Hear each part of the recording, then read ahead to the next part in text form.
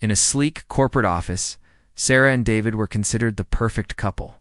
Both worked at a prestigious firm, David excelling as a project manager and Sarah rising quickly as a marketing executive. Their colleagues envied their partnership, both at work and at home, at least on the surface. The reality was far darker. Sarah had been secretly meeting with the company's CEO, Mr. Blackwood. Under the guise of strategic mentoring, what started as career guidance quickly turned into a web of manipulation, lies, and betrayal. David suspected nothing, trusting Sarah completely. One late evening, David stumbled upon an anonymous tip in his inbox. "Not everyone at this office is loyal. Check the CEO's calendar and the marketing reports. You'll see the truth." Curiosity consumed him. He spent days quietly analyzing Sarah's schedules, messages, and the CEO's unusual meetings. Every piece of the puzzle pointed to an affair, and worse. A plan that could destroy David's career. David decided he wouldn't confront them openly. Revenge required precision. He started small, subtle changes in project reports, anonymous leaks to HR, and strategic whispers to colleagues. His goal wasn't just to expose them, but to make them regret ever underestimating him. Then came the final act.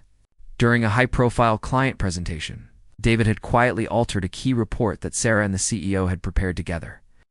As Sarah clicked through the slides, the errors became painfully obvious. The CEO's attempts to cover it up only dug them deeper into humiliation. Whispers turned into gasps. Colleagues exchanged knowing looks. By the end of the day, the CEO's reputation was in tatters. Sarah was suspended pending investigation, and David stood silently, his calm exterior hiding the storm of satisfaction inside him. No yelling, no confrontation, just quiet, meticulous revenge. And the office learned a lesson. Betrayal might be invisible, but it always leaves a trail, and some people are better at following it than others. After the presentation fiasco, Sarah was shaken. She had underestimated David entirely. She tried calling him, sending messages, even showing up at his desk, but he remained calm, polite, almost cold. Each ignored message was a reminder that she had lost control. David, meanwhile, didn't stop. He started leaving small accidents in the office files mysteriously disappearing. Emails sent to the wrong recipients, subtle sabotages that made Sarah look careless. Every mistake was carefully calculated. No one suspected him. After all, he was the model employee, the quiet husband who never caused waves. But the real blow came one evening when the CEO called Sarah into his office. He expected to intimidate her, but David had already sent evidence of their secret meetings, personal messages, and even financial irregularities straight to the board. As the CEO tried to cover himself, the board was already reviewing the documents. Sarah watched helplessly as her protector crumbled in real time. Realizing she had been used as a pawn and now had no one left to manipulate, David finally confronted Sarah with anger. But with icy clarity, "You made your choices," he said softly. "I made mine. And I always planned to win." Her face went pale. She realized that David's revenge wasn't just about humiliation, it was about control. He had been patient, methodical, completely silent, while she and the CEO rushed to undermine him. By the time Sarah left the office for the last time, suspended indefinitely, David's reputation had not only survived, but grown stronger. Colleagues whispered about his brilliance and composure, unaware of the storm that had passed through. The office hierarchy had shifted, and as David returned to his desk alone, he allowed himself a small, satisfied smile. Revenge wasn't about chaos or screaming, it was about waiting for the perfect moment. And when it came, striking with precision. From that day forward, Sarah and the CEO never underestimated him again or anyone who seemed quietly unassuming in the office. Weeks passed. Sarah was still suspended, and the CEO was under intense scrutiny. But David wasn't done.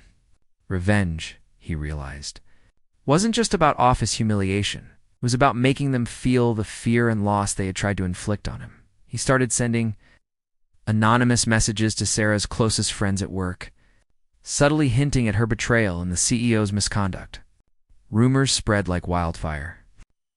Sarah's carefully crafted image of being the brilliant, touchable executive began to crumble socially as well as professionally.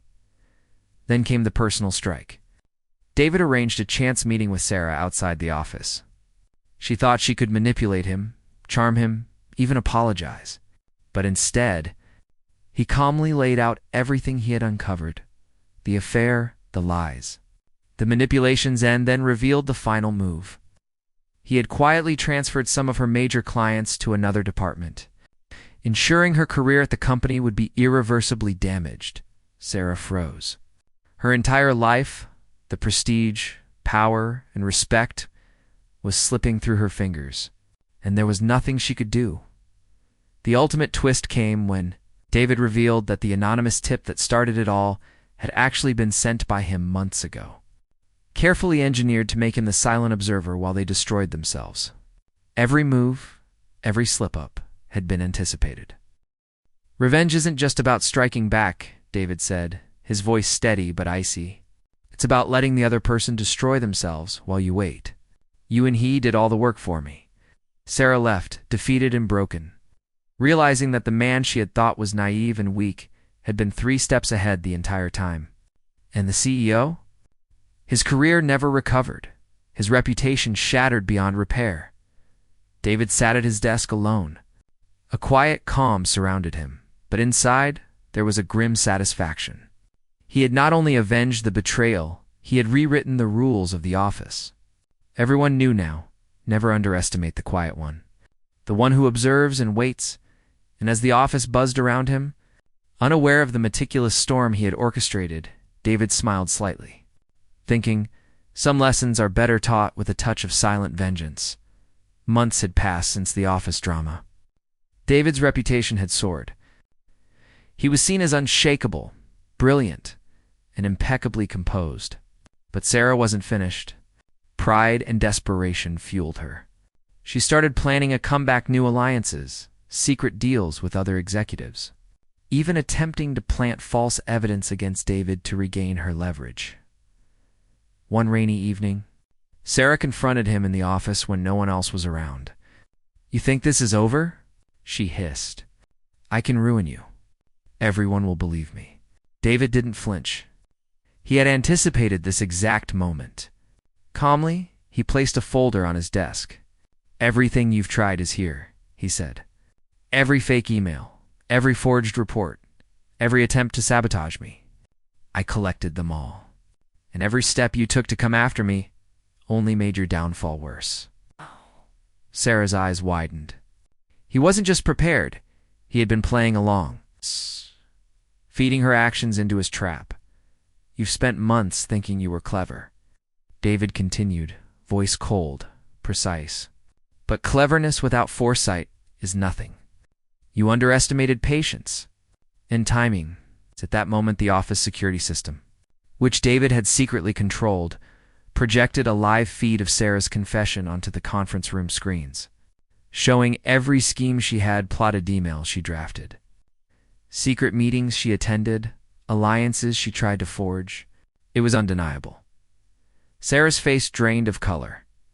Executives walked in, alerted by the alert notifications David had triggered. Every word she had spoken, every attempt at manipulation, was now exposed. There was no escape. David stood, his calm demeanor unbroken. "Revenge," he said quietly, "isn't about anger. It's about control. And control is the quietest power of all." Sarah was escorted out, defeated beyond repair. The CEO, still reeling from his own ruin, could only watch silently as David's influence grew stronger. The office learned a lasting lesson. The quiet observer, the one who never reveals his hand, is often the one who wins. And David? He returned to his desk, alone. The storm had passed. Every betrayal, every attempt to undermine him, had been turned against its perpetrators.